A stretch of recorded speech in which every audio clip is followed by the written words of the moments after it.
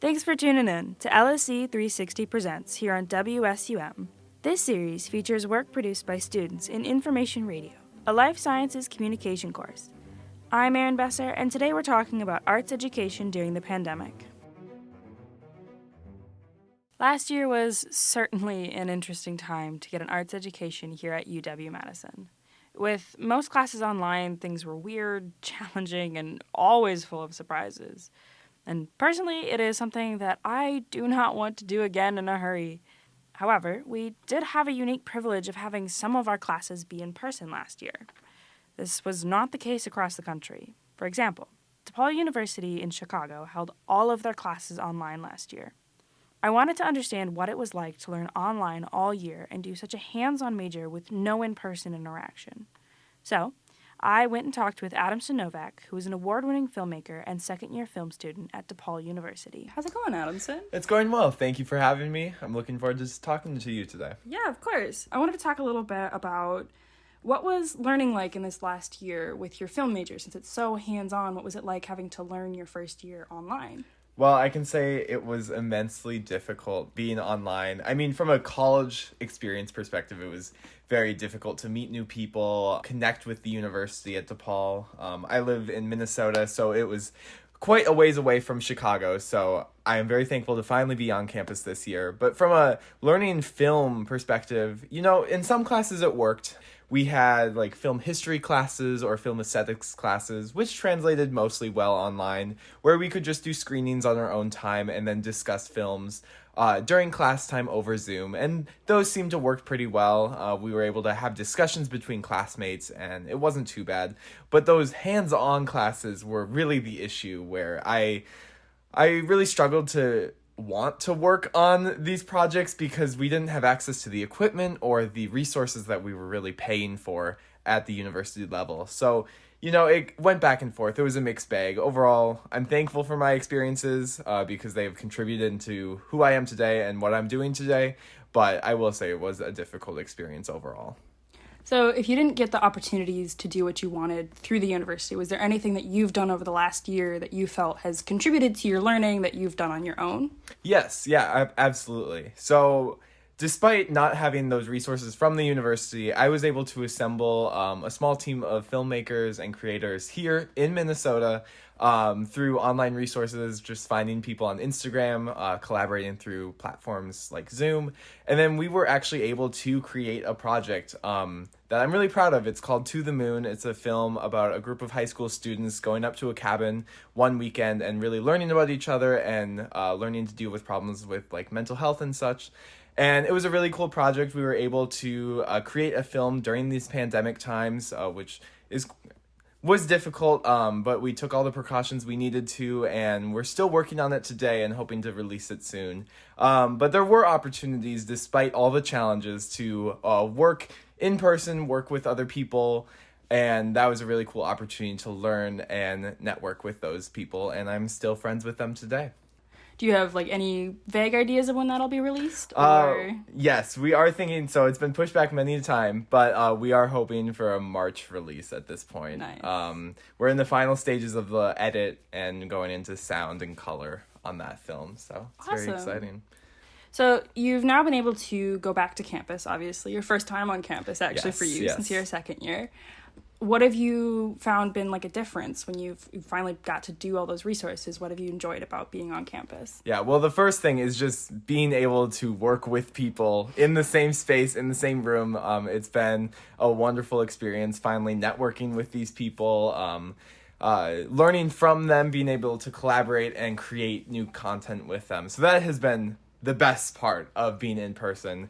But also I've been able to work on sets with other students. I've been able to go down to our CineSpace lot at this massive studio in Chicago and work and learn in those spaces that real professionals work at as well. So it's been really cool to like bolster my experiences through those physical learning environments and adding that into what I learned online last year. So it's been cool to really finally see it come full circle and allow me to create really cool content with other people who are as passionate about film as I am. Mm-hmm.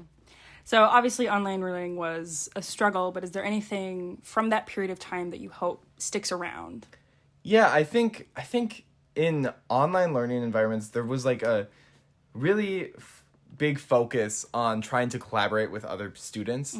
And while that wasn't always successful in an online environment, I really hope that that continues to be an important aspect of learning that contributes into the physical world, because collaboration is so important, and sometimes I feel like we sometimes forget that that's such a crucial element of filmmaking or any arts. So I hope that focus on collaboration that we had in the online world, where there wasn't that sense of togetherness, I hope that continues in the in-person world. Yeah, I really feel like, it was hard, but it's increased my communication skills because you had to work for it, had to do that. Yeah, you absolutely had to put your foot out there, go contact people, reach out, try and collaborate in whatever way possible. And I really hope that that continues forward. Yeah, for sure. In that same vein, it's been only a couple years into this pandemic, but this certainly has changed the way that I view things and how I create things. What do you think the impact is going to be on the way that we create art from here on out? Yes, that is a difficult question. It's hard to predict the future, but I think it's a theme of togetherness, of unity. I mean, over the past 2.5 years, alongside the pandemic, we've seen a lot of really important conversations come up concerning race, concerning gender inequality, and LGBTQ rights. And I feel like all of those things and all those conversations will continue to reflect in the art that we create as artists. And I think that's so important to have those conversations so that we can work to unite and really focus on making this world a more equitable place for all, a world that is more just for all. And I think that really begins with the art that artists create, because art is a storytelling tool. And with those stories, we can really foster new beginnings for all. Yeah, for sure. And I know we've also seen from like a working perspective, we've seen a lot of strikes come up because people are starting to demand more and better working conditions. So it'll be certainly interesting to see where this goes. But thank you so much for talking with me today, Adamson. Absolutely. Thank you for having me. Yes. If they want to find some more of your work, where can they look for it? Yes, you can follow me on Instagram at adamsonnovak.films, and you can also find me on YouTube as well and check out some of the new trailers and films that I've worked on over the past couple of years. All right. Thank you so much, Adamson. I'm Erin Besser, and this has been Adamson Novak, a second-year film student at DePaul University. It's no secret that the arts have a precarious place in the U.S. public school system. The current pandemic has highlighted this fact and may be making it worse. At Current, art programs in the K-12 education system can include visual arts, music, theater, dance, and multimedia. Art education is a vital part of a well-rounded education, but unfortunately, disparities in that education have always been evident. In a congressionally mandated study done in 2011, it was found that in elementary schools, music and visual arts were fairly common, but theater and dance were scarce.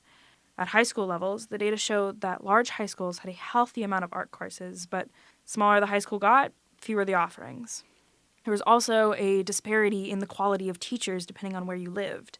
In 2017 to 2018, in urban Michigan schools, only 67% of their music teachers were certified. However, their counterparts in the suburbs had 90% certified teachers. As for arts programs positions in school, in the U.S., art is considered a core subject under the No Child Left Behind Act.